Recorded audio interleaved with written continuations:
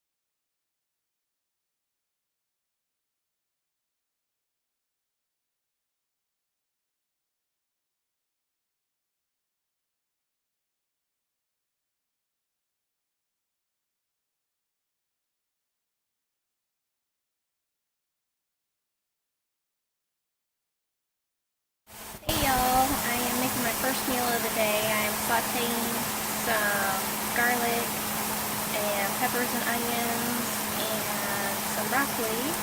And I'm going to make an omelet, and I'm going to add a few sun-dried tomatoes in it. And then I will show you the rest of my first meal of the day. Hey y'all, so I went ahead and threw in the last two turkey sausages that I cooked a couple days ago into this omelet instead of setting them on the side. That way I can just throw it all together and be done with it. Then next I'll add my 2 eggs with a little bit of almond coconut milk mixed in, and I will show you the results. Okay y'all, this is my first big meal of the day. I had a bulletproof coffee earlier. I've got some coffee brewing right now, but it won't be bulletproof. I've got turkey sausage. I threw some cheese on top and some sun-dried tomatoes. There's onions and peppers, and then there's broccoli in there, and 2 eggs with almond and coconut milk mixed in, kind of scrambled on up. And then I use this just happens to be the less sodium one, but to season my food. And then, like I said, I have a coffee brewing, but it's not going to be a bulletproof. It's just going to be a regular old coffee with some coconut almond milk in it, a little bit of stevia, and some hazelnut sugar-free syrup. So that will be my first meal of the day. So I'm getting ready to have my breakfast, but this is what I love to do during the time that I am home and enjoying just a day at home. I love Hallmark Christmas movies. And then here's my food and my coffee. And so this is how I roll. Don't mind the laundry in the background. Hey, progress ain't always perfect. But that's what I'm doing, y'all. Hey y'all, I wanted to have a quick discussion on tiny living, the different versions of tiny living, and what I've gone through. Now, everything that I'm talking to you about is just My experience, I'm not an expert on any of this. I'm going to talk to you about what I've experienced and gone through and what I found works for me. So let's work for you on getting some information and knowing a little bit more about why I went tiny living. Gosh, I guess it's been a long time since I've been thinking about tiny living, but I really put it into place about 5 years ago, somewhere in there. I went through a lot of hard times, job loss, a lot of personal stuff in my life. Basically having to start all over several times, and working for other people, and just tired of all of that. I got tired of everything else being in everybody else's control for my life, so I took control. When I got super tired of it, I was renting a little log cabin in Gatlinburg, Tennessee, for those of you that don't know where that's at, because I was forced to be back in Tennessee due to when the economy went bad. They completely withdrew a department for the company that I was working for. So, and I couldn't find work, and at that time I was in Florida, because Florida is part of my life and always has been and always will be. So I ended up moving full-time back to Tennessee at that time. I lived in a log home for a year, and I got tired of barely making it, even though I found something that was pretty decent in price to rent. At that point in time, it takes a long time once you have had the rug pulled out from under you. It takes you a long time to get back on your feet and feel comfortable again. And I got tired of that feeling. So I decided I was going to move into the cheapest apartment I could find for 6 months. And live there for 6 months while I found an RV to live in. So I lived in this teeny little apartment. It wasn't too tiny. Sorry, allergies. It was a 2-bedroom apartment, but it was an okay apartment. It was nothing fancy, but it was a roof over my head. And it was a lot cheaper than being in the little log house that I lived in. So I went ahead and lived there for 6 months. While those 6 months were up, I was living there, I was kind of searching out my other options as far as RVs were concerned. I looked at a lot of different options, pop-ups, motorhomes, camping trailers, all the ins and outs of what would in detail for each thing if I was to pick that choice, as far as having a truck to pull it. Is it going to run on the road? Does it have an engine? Does it not have an engine? So on and so forth. You get the idea. So I ended up looking at quite a few, and up until the last week before I had to let them know that I was leaving the apartment, I finally found an old I think it was 1994 Winnebago motorhome, Class A. To live in.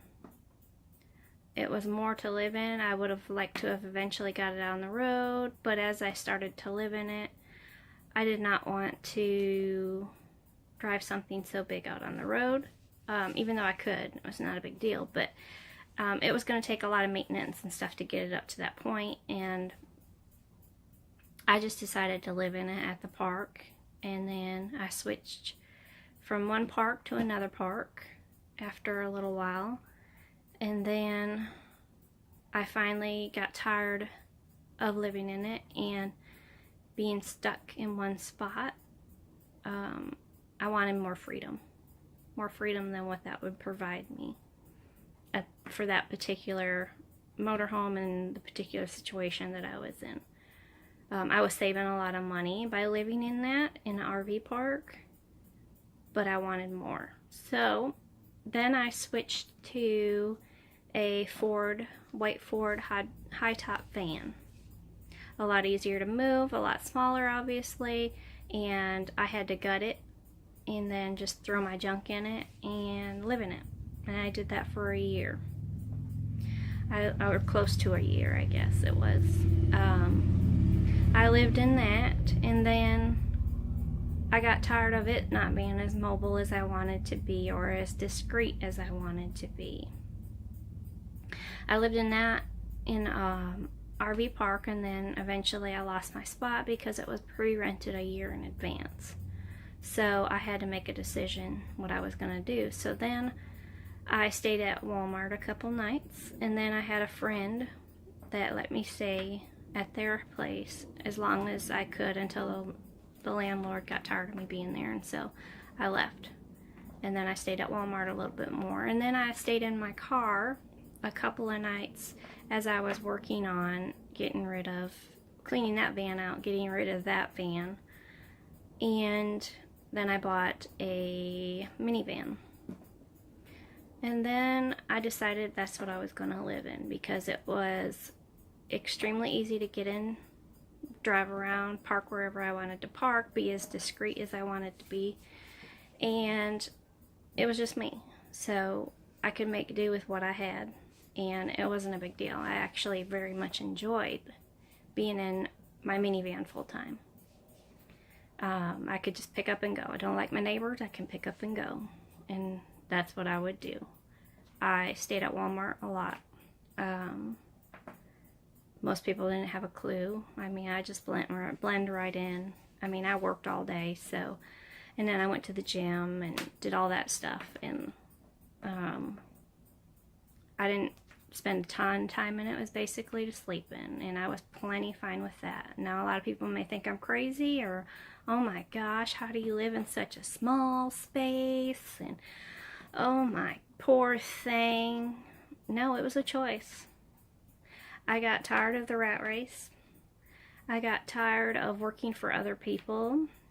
Take you back a little bit. I had a job.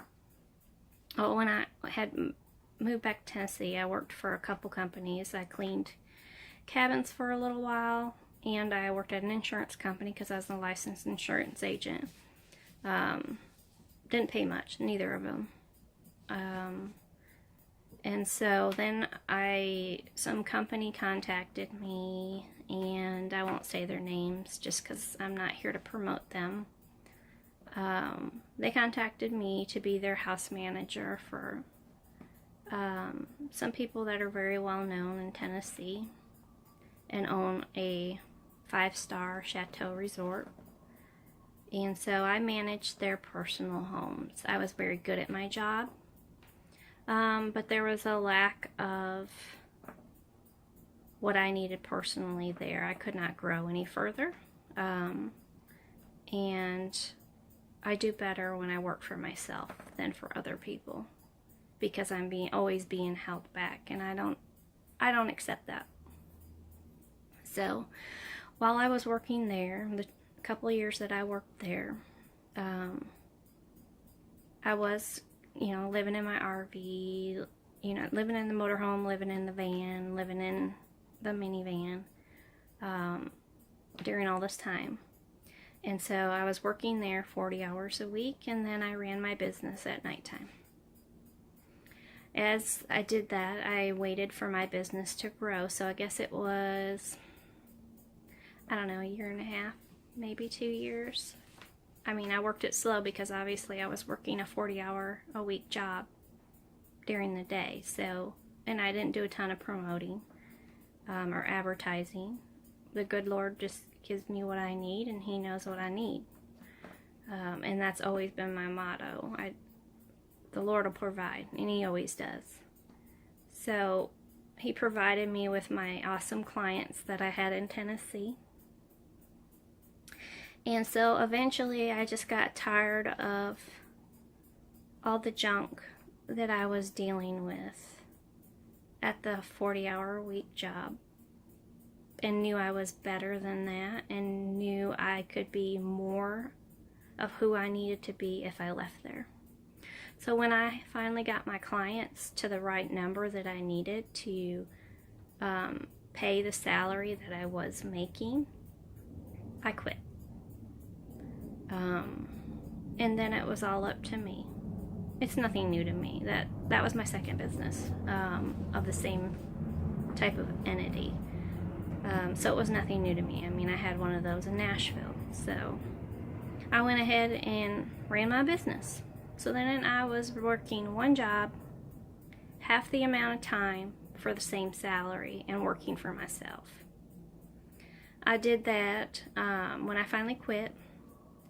I did that from October, when I was just doing my business, not working the other job, was from October until, I guess it was maybe November. I started, didn't take long, did it? I started having more thoughts because I wanted to be in a place I loved. I love Tennessee. Tennessee's my home, but Florida is also my home. And always has been and always will be. Those are the two places I've always called home. That's where my heart's at. I love both places for different reasons. And both places are still my home. Now, my permanent residency and where I'm legally considered home is Tennessee. I still have my address. I still have everything there to be a resident of Tennessee. But I don't like cold weather. I got tired of the cold weather. I love the mountains. I love, Music City. I love all that. But I don't like cold weather. It literally changes my mood. I get extremely ornery. I am not a happy person when I am cold. So I decided to change that. I decided that I was going to go to Florida. And I did some research. I looked to see what was out there, all that stuff, to see what I could find to buy a place in Florida. But I could have got a 30-year mortgage, but I did not want a 30-year mortgage. I did not want to be tied down to a 30-year mortgage and a big payment, and I just didn't want that. I don't want a lot of expenses. I'm tired of that. I'm tired of the big expenses that come with living a life that you go to a job that you don't like usually to pay for the things that you're supposed to be able to enjoy and you don't have time to enjoy them. It's a constant vicious circle, and I'm tired of that, and I'm done with that. So I decided, this is getting long, so I'll wrap it up real quick here. I decided I was going to buy a place in Florida. And I told my mom I wanted her to be down there with me to help me look, because I already had a few places in mind. I already did some research, but I didn't know where the good Lord wanted me. But I knew that's where He wanted me eventually. So I went ahead and flew her down. I drove down, I picked her up, and we started looking. Now, I'm not going to disclose my location that I have in Florida, or where I'm at specifically in Tennessee, as safety reasons and other concerns that come up with that. You don't know what crazy people are out there, so I keep my locations on a down low. So the people that do watch this, that do know where I live, don't mention it in the comments, because I will delete that information, because I don't want that information out there. So we flew to Florida, and I found a place. I looked at a trailer in a trailer park. I don't need a lot. Some people are like, oh my gosh, you were gonna live in a trailer. I grew up in a trailer, y'all. I don't care. Your priorities change when you get older. And I'm happy and content in living in very little. I don't need that. So I looked at a trailer, but it just wasn't quite feeling right. So my mama and I decided to go look at RVs at a dealership. And I found an RV that I liked, but sorry, my phone cut off. I found an RV I liked, and it was expensive, but I was going to get financing for it, but with being self-employed, sometimes that can be a difficult thing, even though I had several years of W-2s with the job that I had in Tennessee. They're just kind of funny about kind of stuff. So I decided to just give it a break for a minute, and then the next day we'd go look at a park that they told me to go look at, of a place where I could park it full time. Because I wasn't going to be living in it full time because I had to be in Tennessee part of the time. So we found a place and looked at the RV park. Like the park, so my mama and I decided to just walk around the park and see what we could find. And one thing led to another. Some awesome people, Tim and Kelly. I won't give the last names, it's privacy issues, but Tim and Kelly were out on their golf cart. They had seen us looking, and they're like, "What are you looking for? We're, what price range? This, and that." And they're like, "Oh, we have a place." So they took us directly over to my tiny house, park model. I call it a tiny house because it's 400 square feet or less. And found my place. The Lord put the right people at the right time in the right place, and I had a place 2 days later. Free and clear. Now, I do pay for my lot rent to be here, but my house is a permanent house. If I was going to move it, it's a process. It's a permanent park model that stays here. It does still have its wheels on it, but it has its foundation and everything. It's not going anywhere. Unless a hurricane takes it out. Then on to the next thing. But that's how I found my place, and I love my tiny house. And I love, now the minivan, I have my minivan. I was traveling back and forth every week from Tennessee to Florida, working 2 businesses as I was building my business here in Florida. And we'll get on to more of that information later. This video is getting super long. But so I found my tiny house. I love my tiny house. I love the freedom of owning my own house without a mortgage. Now, I do have lot rent, like I said. That part I don't like. I want to find land eventually, maybe. Maybe I don't. Maybe that'll change. I don't like having payments. I don't like paying taxes. That's why I haven't bought a regular house and a regular mortgage, because I just don't want to pay that kind of taxes. It's ridiculous. With this, my lot rent includes pretty much everything but my electricity and my internet. Lawn's taken care of. That's a whole nother discussion, but lawn's taken care of, water, trash, all that kind of stuff is taken care of. I take care of my maintenance on my house, which I've done a lot too. And I still have my camper van, minivan. Now, to set you back for a minute, I know this is getting long, my mom and my stepdad helped me convert my minivan into a camper van. Now, it's not a permanent installation. It's one I can easily take out, pull the seats out of the floor, sit in it, and travel just like a regular minivan. But at any moment in time, I can convert it right back to a camper van. I had my own solar power. I had a toilet. The only thing I didn't have in there was a shower. But I had a gym membership, and I used the gym membership to shower. And it also motivates you to work out, even when you don't want to. You do it anyway.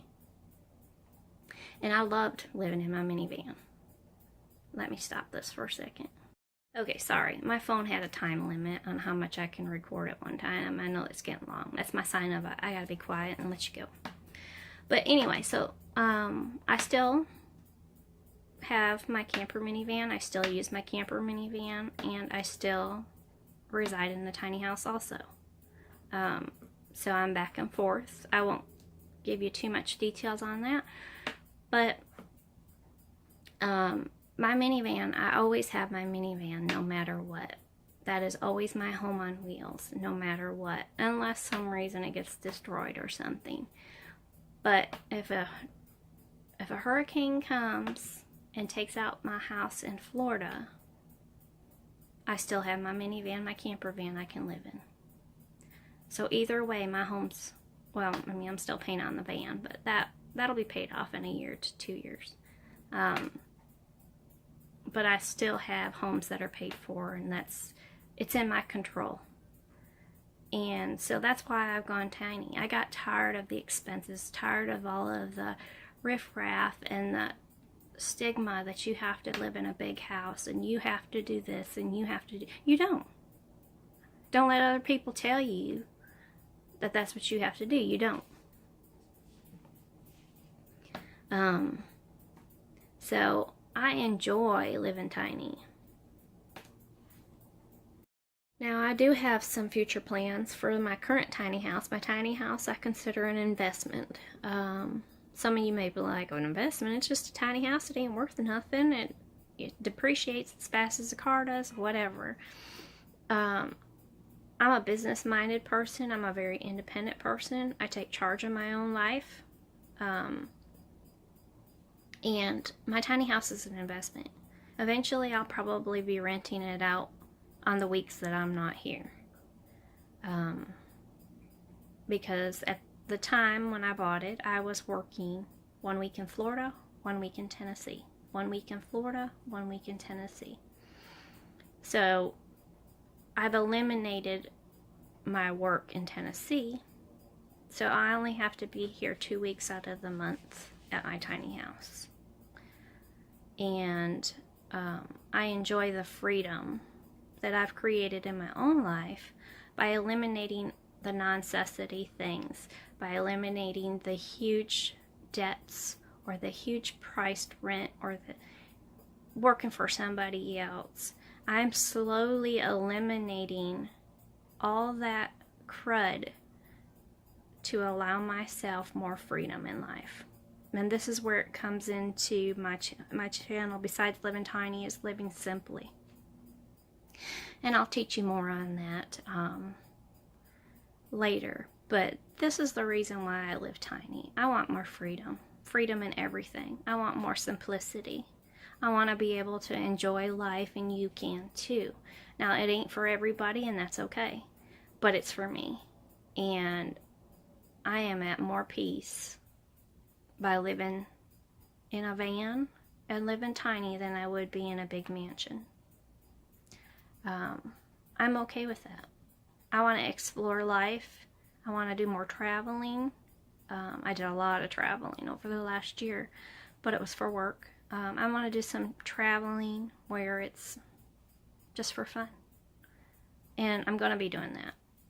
And we'll go into more explanation of all of that and more freedom in life on what's to come in the next year or two. But my house is going to be an investment, like I said earlier. I'm going to rent it out when I'm not here, so my house is going to pay for itself. Even though my house is technically paid for, I still have the lot rent. So, but all that extra funds that come with renting it out will pay for any little bit of debt that I have to get me debt free, and we'll go into that in long detail. But so if you want to live tiny, give it a shot. Slowly break yourself down, you know. Try it out. Rent a place, even if it's for a night or a week. Just try it out and see what you get. So I'm going to go ahead and close this video out. That's all I have on this for right now. But now you guys understand a little bit where I'm at. And we'll get into more details. I'll show you some pictures at the end of this. And we'll go into more detail of the actual tiny house and the van that I have. Talk to you later. Bye. Don't forget to drink your water today. Half your body weight. Just a quick reminder. Hey y'all, I just wanted to clarify a couple things, just so you didn't misunderstand about tiny house living and as far as taxes go. I just don't want to pay real estate taxes if I don't have to. I may end up paying real estate taxes if I buy property. But for right now, I'm happy with paying a certain lot rent, or I don't have to worry about that. That's what I'm referring to as far as taxes are concerned. I pay taxes just like everybody else, but as far as real estate, having to deal with a house, I don't want to have to deal with that right now. So that's why I do a lot rent and let the company that I rent the lot from deal with taxes on their end. That's what's included in my rent. I don't have to worry about it and do it separately. But I wanted to remind you all that do what you need to do to be at peace with where you're at. Sometimes it's hard, and that's okay. All the struggles you're going to go through to get to where you want to be is going to be worth it. So just remember that. Be at peace with where you're at. If not, get there. Y'all, this is my last meal of the day, which is some coleslaw and some of my keto pizza. And earlier today I had a sugar-free pudding cup, which I didn't record, and then a protein bar. So I'm not really that hungry tonight. So that's all I'm gonna eat, and we'll call it a day. Hey y'all, I'm just closing out my video for today, and I am getting ready to eat dinner as I just showed you just a few minutes ago. And I'm just going to go ahead and get this closed out for the night. And I just wanted to tell you all, don't forget to live a simple, happy, healthy, tiny life. Have a good night, and don't forget to subscribe if you have not already subscribed below. Click the bell button so you get your notification, and also a thumbs up if you like this video. I will talk to you next time. Bye!